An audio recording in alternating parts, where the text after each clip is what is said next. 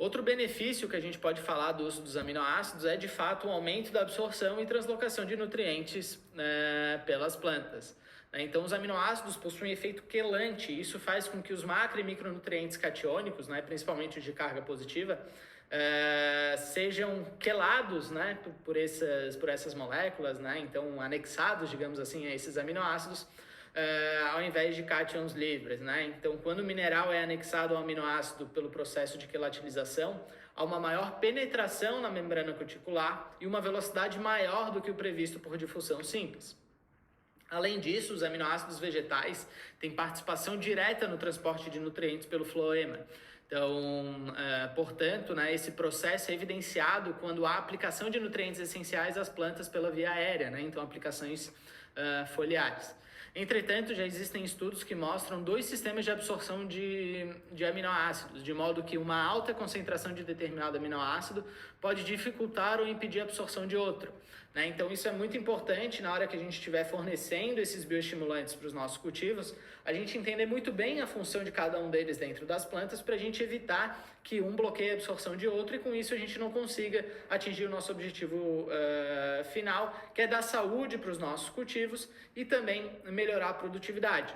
Então, hoje já se sabe que os aminoácidos que eu vou citar agora têm uma forma de absorção, que é metionina, alanina, fenilalanina, tirosina, leucina, cisteína, serina, glicina, triptofano, glutamina, treonina, valina, isoleucina, ácido glutâmico, prolina, histidina, lisina, asparagina, arginina e ácido aspartico. Enquanto esses outros que eu vou citar agora têm outra rota de absorção, asparagina, arginina e ácido aspartico. Então, o estudo que determinou isso, que é a imagem da direita ali com fundo branco, é extremamente importante, para separar os aminoácidos de forma que a gente obtenha uma maior eficiência de absorção quando faz essa aplicação via foliar, impedindo que interações negativas dificultem de fato essa assimilação pelos mesmos.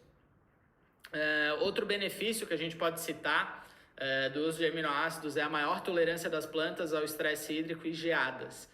Então, como foi visto anteriormente, os aminoácidos estão envolvidos nos mais variados processos metabólicos dos cultivos. Então, desse modo, os aminoácidos proporcionam uma maior taxa fotossintética, como a gente falou anteriormente, maior desenvolvimento do sistema radicular, uma nutrição balanceada e adequada, uma nutrição de excelência, que a gente chama. Esses exemplos são de resultados que auxiliam na maior tolerância às condições ambientais adversas. Isso ocorre uma vez que a energia previamente direcionada para a manutenção do turnover dessas moléculas orgânicas podem ser agora utilizadas para a manutenção celular e crescimento. Então é basicamente isso que a gente tem. Ali na imagem a gente tem todas as rotas que são acionadas por cada aminoácido que é pulverizado nos cultivos agrícolas, Então a gente pode citar algumas questões muito, muito importantes, como a maior formação de ATP, ajudando no crescimento e manutenção, osmoprotetor, que vai estar influenciando muito a absorção de água e sais minerais, mecanismo secundário que vai estar ajudando na defesa vegetal, e alguns outros que vão estar auxiliando o metabolismo do N, E aqui na foto a gente pode observar um resultado muito importante que a gente teve recentemente, com um dos nossos parceiros, que mostrou um cafezal em situação de estresse hídrico, A gente utilizou as nossas tecnologias e a gente conseguiu recuperar, justamente pelo fato de entender as necessidades, os problemas que esse produtor estava tendo e como que através dos aminoácidos, uma nutrição de excelência, somada ao uso do aminoácido correto, a gente consegue então superar esse problema e de fato recuperar essa lavoura em situação estressante. Outro benefício que a gente tem do uso dos aminoácidos é o aumento do florescimento. Então, durante a fase reprodutiva, ocorre uma alta demanda por aminoácidos em função da remobilização do N foliar para o desenvolvimento das inflorescências, aumentando dessa forma a exportação dos aminoácidos das folhas. Então, as plantas começam a exportar esses nutrientes e nas folhas mais antigas ela começa, então, de fato, a faltar.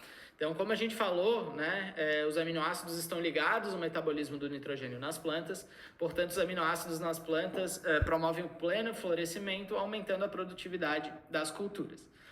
E uma tecnologia que a gente usa aqui dentro da Colab é a floração, né? E apesar da metionina ser precursora do hormônio vegetal etileno, que é o hormônio da maturação, a gente utiliza isso dentro do nosso produto floração. Justamente porque, né? Uma planta floresce, né, e dá frutos justamente para perpetuar a espécie.